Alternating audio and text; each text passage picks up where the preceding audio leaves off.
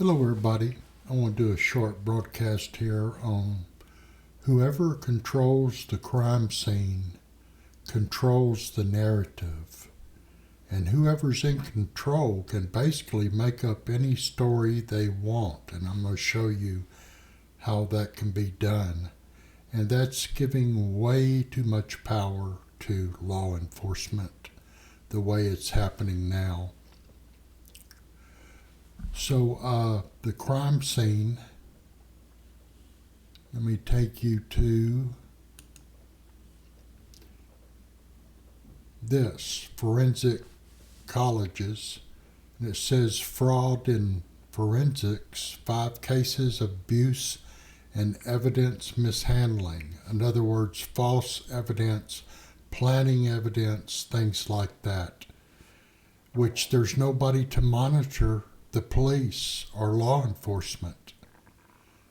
And they basically, when there is something going on, basically the police step in and investigate the police, which does not work. And I'll get into that in just a minute. Here's 5 cases of where this happened. Amanda Knox, where it's either tainted evidence, planted, or false evidence. That's a good keyword, false evidence. O.J. Simpson, next.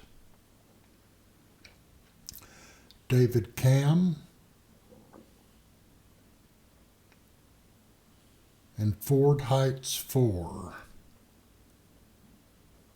And then Cameron Todd Willington. And once again, this is fraud in forensics, 5 cases of abuse and evidence mishandling. Okay, now let's go to internal affairs. Listen to what it says about internal affairs.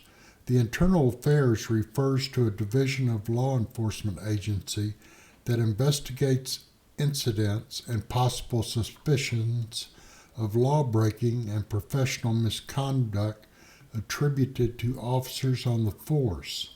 It is thus a mechanicalism of limited self-governance. And then they have in parentheses, a police force policing itself. So when you're at the crime scene, back in the early 1900s, I believe, the press could come into crime scenes. But if there's no independent, various entities that can go in that crime scene and document it to keep the police and law enforcement honest, because I just showed you of tainted evidence, planted evidence. It happens all the time. Just like the New Zealand shooting as an example. How would we know what the truth is when the police have complete control? They can make up any story, any narrative they want. I'm not saying that's what happened, but what I am saying is you've already seen 5 examples that it did happen.